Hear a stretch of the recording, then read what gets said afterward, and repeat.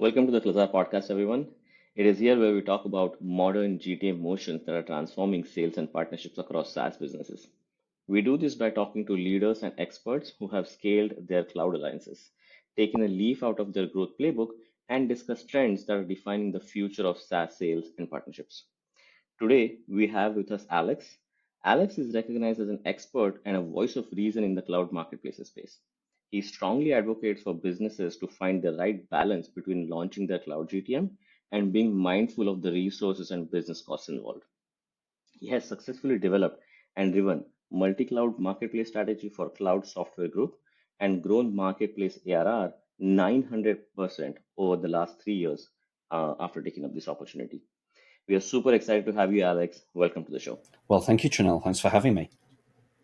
Alex, for our audience, I just gave a fantastic background about you, but why don't you tell a little bit more about your background, your profile, your industry experience, and all that type of good stuff. Yeah, I come to marketplaces from a slightly different angle than some of my peers. I started in product management and transitioned into sales and marketplace. Simple question was, how are we going to sell our new cloud services? So I have a background in product management. I lead our marketplace strategy here at Cloud Software Group, as well as thinking about the operational. So everything from, how do we think about the product all the way through, sales and all the way through, quote to cash and support at the end. Fantastic. Yeah, I have so many questions for you, Alex. So we are going to jump straight into our first one, which is Alex. Now it's like public knowledge that there's between Azure, GCP, and AWS, customers have over 340 billion locked in to committed spend, right?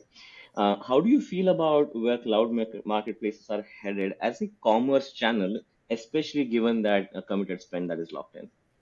Yeah, I think you're completely right about the committed spend. It's what we see driving the growth in the marketplace, and I think what we've seen is customers increasingly expect to transact via cloud marketplaces, and those commits are probably the largest reason why, especially if they made their commits a year or two ago and they have maybe not spent it all. They're looking around and they're looking for everything to go through. So this, it's no longer an option or a nice to have. This is something we all have to be moving towards. The great news is we're just at the beginning of this transition for everybody. So nobody's missed the bus here, which is, I think, the good news. Absolutely. And just to pull on that thread a little bit, there's various kinds of businesses out there, right? There's so many industries and so many verticals out there, and every one of them is unique in certain ways. Like some people play in a distinct industry, they have a distinct TAM, they build relationships differently. What are the primary factors to evaluate if and what cloud marketplaces work for which kind of businesses, given your expertise? So, as I think about it, I think there are three really core factors here. I think the first and most important one, maybe because I'm a product person, is product alignment. Your product has to drive consumption with the cloud marketplaces. They exist for Microsoft, Amazon, and Google to drive consumption of their cloud. And if your product doesn't do that, either in your own tenant on the cloud or the customer's tenant on the cloud, there's really no point proceeding or going further. Your product absolutely has to drive consumption. I think the second element is channel alignment and understanding, what's your key channel? How do you want to go to market?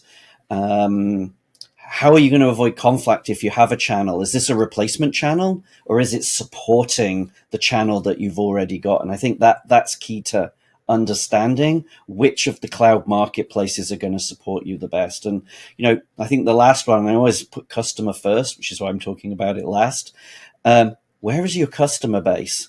Like, you could try and do all three marketplaces in one go, but that's a heavy lift. So, interview your customers, go talk to them and figure out which cloud are they using and where are their commits, so that you're aligning that whole motion to the marketplace where you're going to be most successful if you're getting started.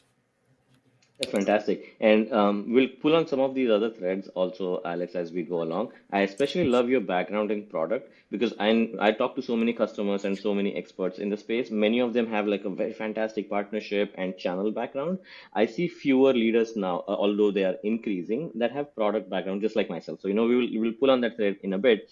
Um, but now I'm very interested in knowing about your specific journey at Cloud Software Group. You've developed a marketplace strategy at the Cloud Software Group. Tell us how you went about doing that and the key steps involved. So many more alliance leaders that are thinking about like putting a proposal out there for their own plan to their own execs. How do you go about like finding the market insights? Like, what did that process look like?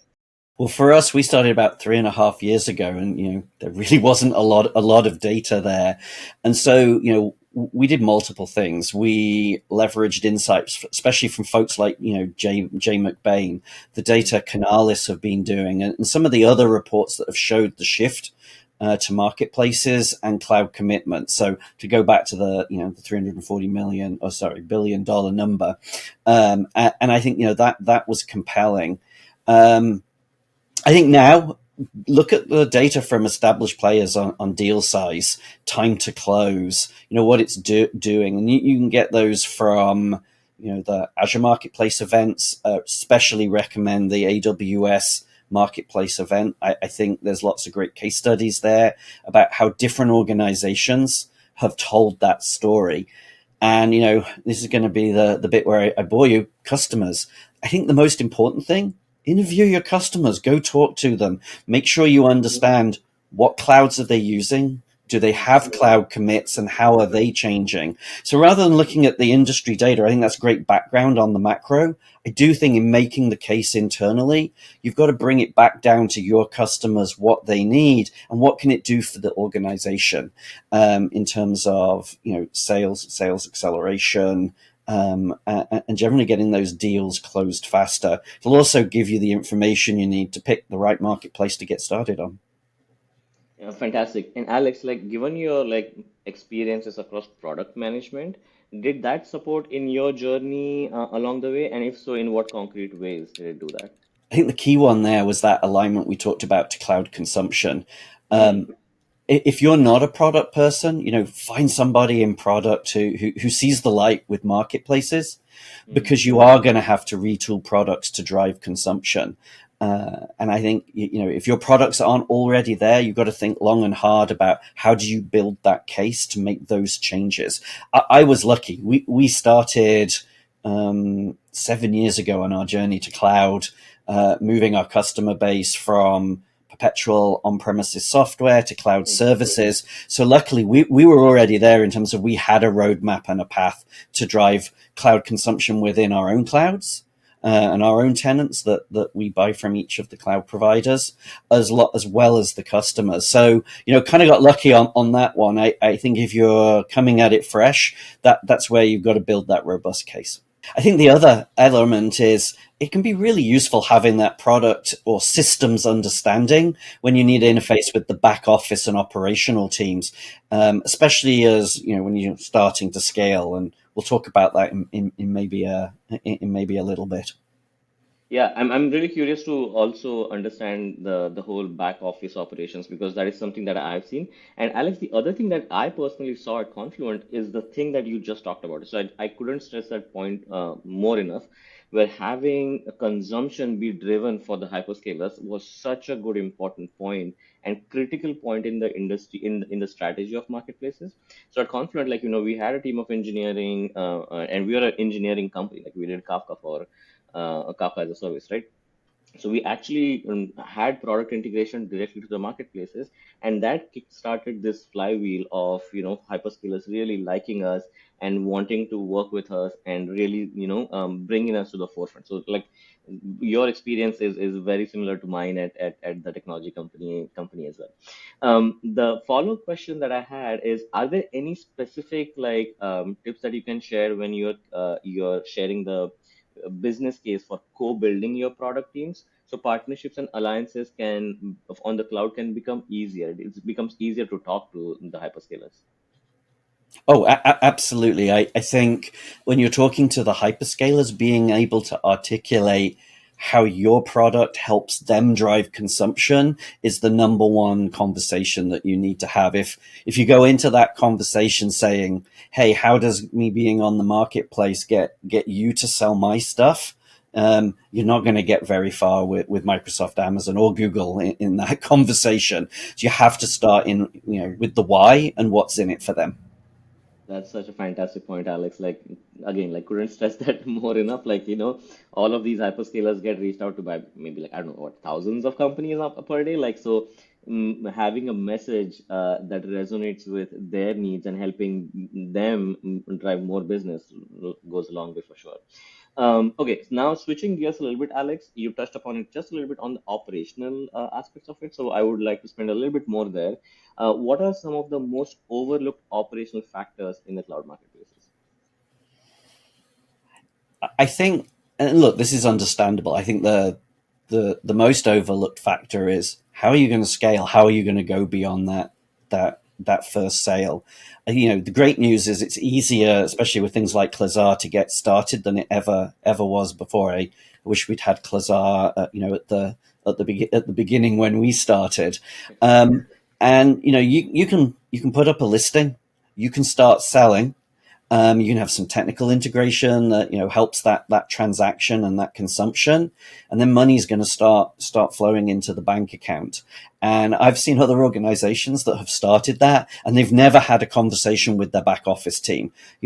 How are you going to think about revenue? How are you going to scale that? And look, when the business is, I think, what finance folks like to call non-material, everybody's going to let you get on and scale. They're not going to worry that, you're bringing in, a few $1,000s, $100,000. But as you start to grow, you've got to think about, how do you audit that? How do you prove the customer bought what they want? How are you going to recognize the revenue? Are you doing the right tax? And that's even before we get into the complexities of thinking about other countries, which bring that up as the last point. When you're creating that listing, don't check every single box for every single country. Check one box for the country that you're in, and thinking back to the go-to-market alignment piece, where your customers are and where you're going to have initial success. Because if you check all those country boxes, you could be in a world of hurt later on when it comes to the legalities of sales tax, revenue recognition, shifting cash between legal entities. If you're a company that has a structure where you have different regional legal entities, it's incredibly complicated. And it's what I spend a lot of my time on is unwrapping some of the mistakes we made doing too many countries too fast. So that's what I would say at a high level. Such a good point, Alex. And in specifically around the multiple countries, like I have so many questions and so many thoughts there. But walk us through like what was the process on your side? And this is maybe a little bit off script, but I'm really curious to know from your thoughts, Alex. Where if there's a startup right now today where they want to start selling via the marketplaces, they go on the hyperscaler of choice, and they maybe pick like a few more regions than what they have they're operating on. What does that do to them in terms of their operational lack of flexibility, and how does that translate them to being more efficient or less down the line? Could you maybe add a little bit more there? Yeah, let's pick tax as an example of that one. So, and it's different for each of the marketplaces. So you can't assume what you know about Google applies to AWS or to Microsoft. So, but in general, if you read all of the documentation, you will find there are countries where the marketplace collects tax, sales tax, and where they don't. So a good example is only pick regions where they collect tax to start off. The great news is that's United States for all the marketplaces. I think that's Canada as well, all of the European Union and the United Kingdom. And I think, you can build a very large business just focusing on those countries. But what happens if you don't focus on those countries and you've picked a country where they don't collect the tax on your behalf? Well, here's the bad news. You may be on the hook to send the customer a tax invoice and then remit the tax to the tax authority in that country. So if you don't have a presence in that country, good luck figuring out how you're going to pay the tax in that country. And then think about the marketplace, especially if you're doing public offers, you may not be having conversations with the customer. I for one, have no clue for my public offer customers, especially in other countries, how I'd ever send them a tax invoice and get them to pay. So that's like maybe one detailed example of the sort of like operational complexity and trouble you can get yourself in. So, start small, start in those countries where the tax is. It's going to make things so much easier for you. Such a good example, Alex, and thanks for sharing. The other thing that I wanted to mention that was going through my mind as you're discussing is, why these, like what I've seen, Alex, as why these Mhm. operational challenges emerge is because, like, since this is a newer channel of revenue and route to market, there's many non-believers within even a single organization or team, right? So they're like, okay, all right, XYZ person is driving it, let him or her do it, like we'll deal with it when it starts working. And also partnership needs investments and love, like all of the hyperscaler relationships, right? So it does take a little bit of a time. And so when for the longest time, like it feels like you're giving with nothing coming back. But one day that starts working, and when it works, it's like super fast, and then people are scrambling to figure out, okay, how do I, like I got this like $5 million remit from, like, one of the hyperscalers. I have no idea which customers came from. How do I recognize the revenue? Like how, or like what was the cut taken by the hyperscalers? Like all of those things, right? So I think that's one of the root causes I feel of having this complication. Would you agree, or do you have a different perspective? No, I think I agree. I think I agree completely. And I think the fastest route to that success, to get that flywheel going, is, people say, do a few things and do them well. And I think that applies here, which is, pick a country, pick a market, pick a customer, pick one cloud, go prove out your model. Because the one thing I can tell you is, whatever you do, you're going to find marketplaces challenges your expectations, and your strategy will change after 6 months. It's never quite what you think it's going to be. So, don't spread yourself too thin. Go and succeed in one place. For us, we started with public offers, and it turned out private offers was what was going to drive our business to incredible levels through marketplace. And for us, the way we got started, it was one deal in one vertical with one account team on the West Coast, actually. And once we did that, and it was a very large deal, once we did that deal with that account team saw the light, and they did two things. One, they brought us more marketplace deals because they saw how it helped in the customer conversation, made the customer happy, accelerated deal closure. They all said at the point that the customer wants to do that private offer, time to them getting their reward as a seller, getting their personal incentives, was the shortest they'd ever seen. More importantly, that also helped us with the conversations with the hyperscalers, because all of those customers had touch points with Microsoft, Amazon, Google, and that got us noticed. So I think I totally agree with you. It's that getting that flywheel started is hard, and you can have 6-9 months of work before you get that first deal. To be clear, I think, using something like Klazar, you can shorten that time, because you're going to get all the basic integrations, you're going to get the reporting, you're going to get that, the help with the listing management and the private offers. And so I think, folks can use tools like Klazar to shorten that and get that flywheel going. But it's all going to be about boots on the ground and real sales success. Everything else, just kind of academic. I mean, boots on the ground. That's exactly if there was one word to describe it, I would use it that way. Okay, so Alex, shifting gears a little bit from our Mhm. previous topic, but there's a myth out there, Alex, and I talk to so many of the customers and prospects in this space, right? So the myth is that having a listing is going to automatically drive revenue from day one, right? But it's almost like it's similar to having your product on a Walmart shelf and expecting it to sell itself. Now, you talked a little bit about how you actually can get that flywheel going. But like, is there anything like on top of like the incentives that you're aligning with the sellers, having a tool like perhaps like Lazar to automate some of these things? talking to your internal folks, is there anything that the businesses that are trying wanting to do more can do today? Yeah, I think there is. I mean, look, sometimes you can get lucky. So you could have a great like product, put it on a marketplace, and you could get incredible organic growth. And we've seen folks who have Mm, done that on the marketplaces. And to be clear, you can build towards luck. But as I think about it, I think there are kind of two. And look, it's more complex than just the two things I'm going to present. But I think there's whether you've got a true self-serve product or whether you have a more complex enterprise product. So I think about it that way rather than am I a startup or am I a traditional ISV? So let's talk about the self-serve.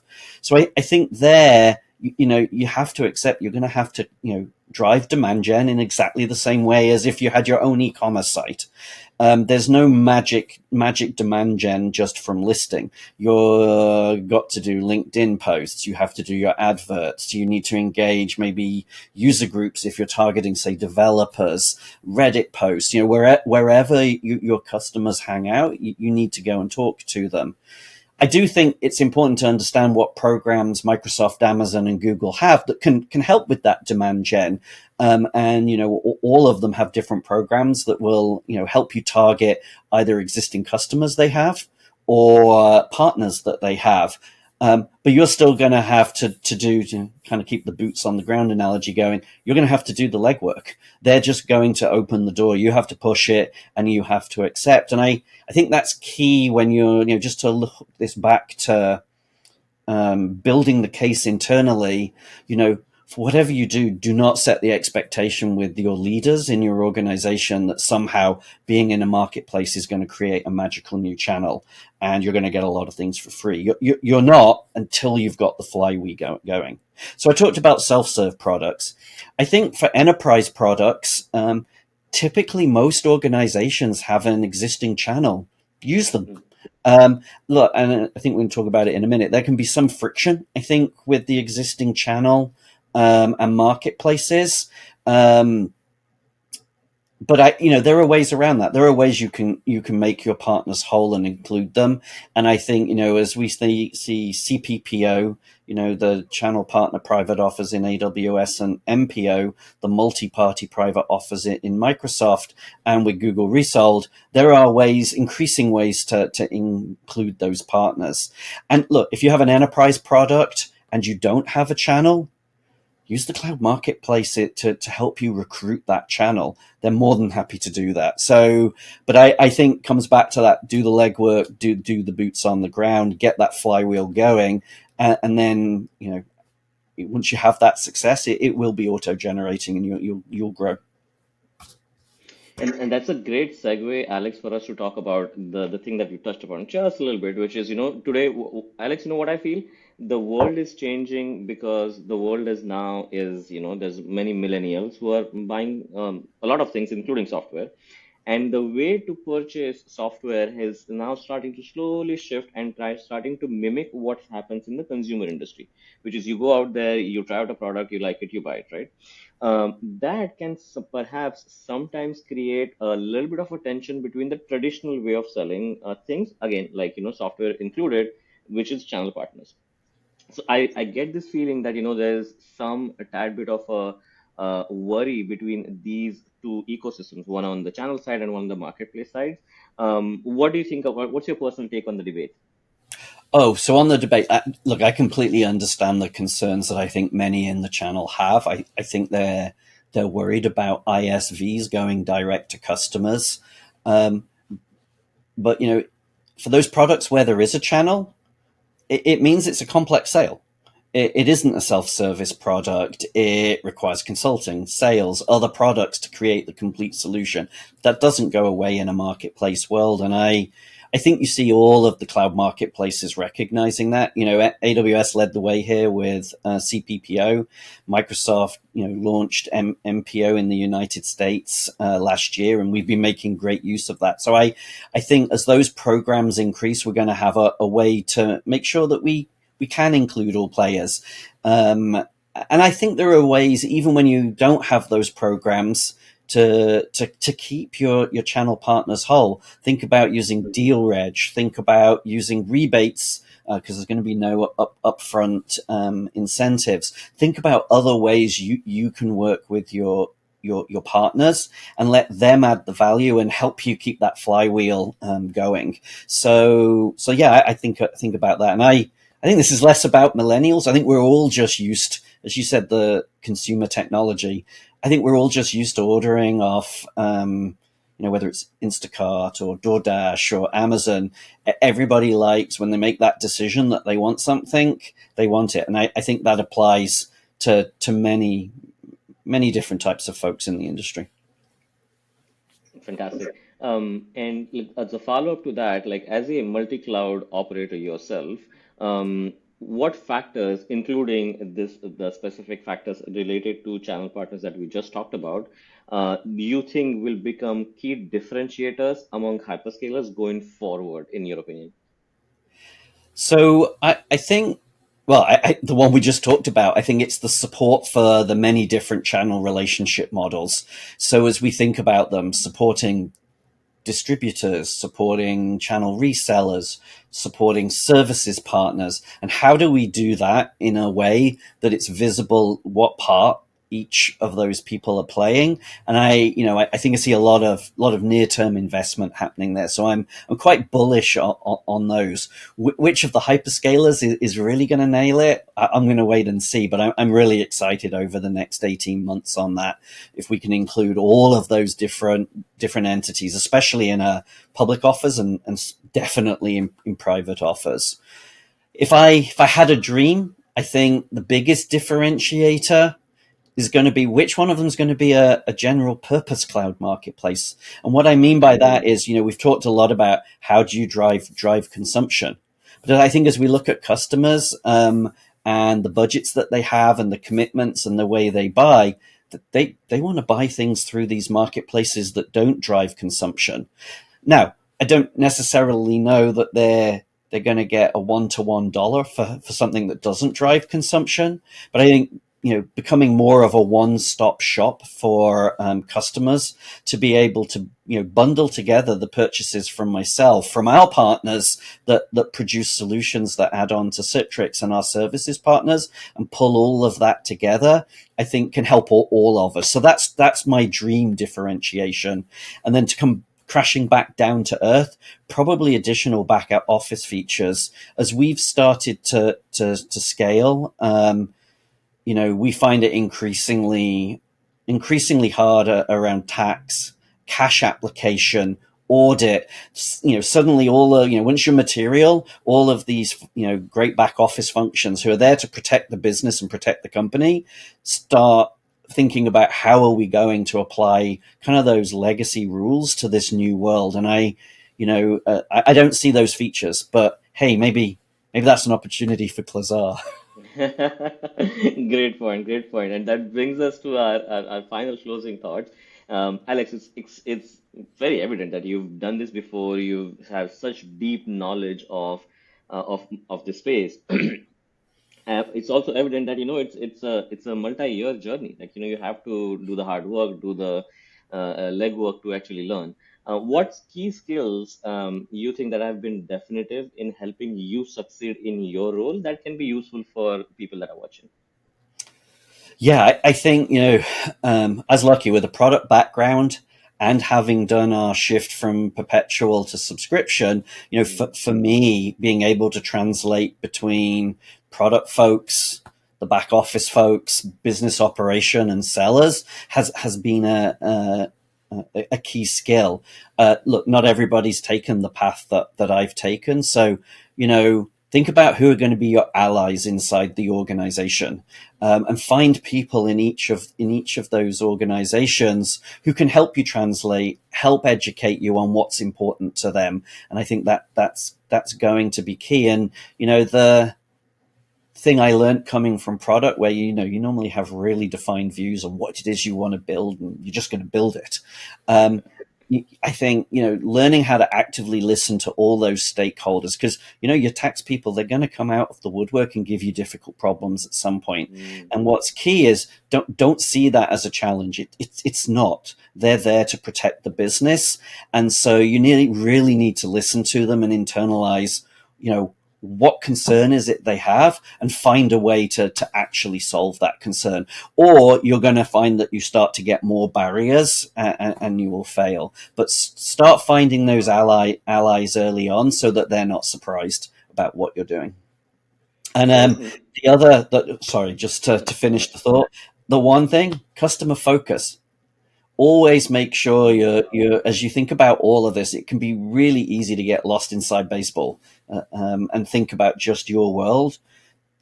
The thing is, always come back and look at all of this through the lens of the customers and how you're going to make them succeed, and use that as your North Star. And I think, you'll be on a good path. Fantastic. So like active listening and focusing on the customer are the two things that I extracted, which is, I 100% agree. And also like to be honest with you, like eventually it just boils down to active listening to your peers, your internal stakeholders who are quote unquote your customers potentially as well, and in the external customers. Alex, thank you so much. This was wonderful. I enjoyed having a conversation with you so much, and I'm sure this is, useful to so many of them out there who are looking to start this journey. And I'm sure this is going to be super, super helpful. Thank you so much for spending the time. Well, I loved it, and thank you for the conversation.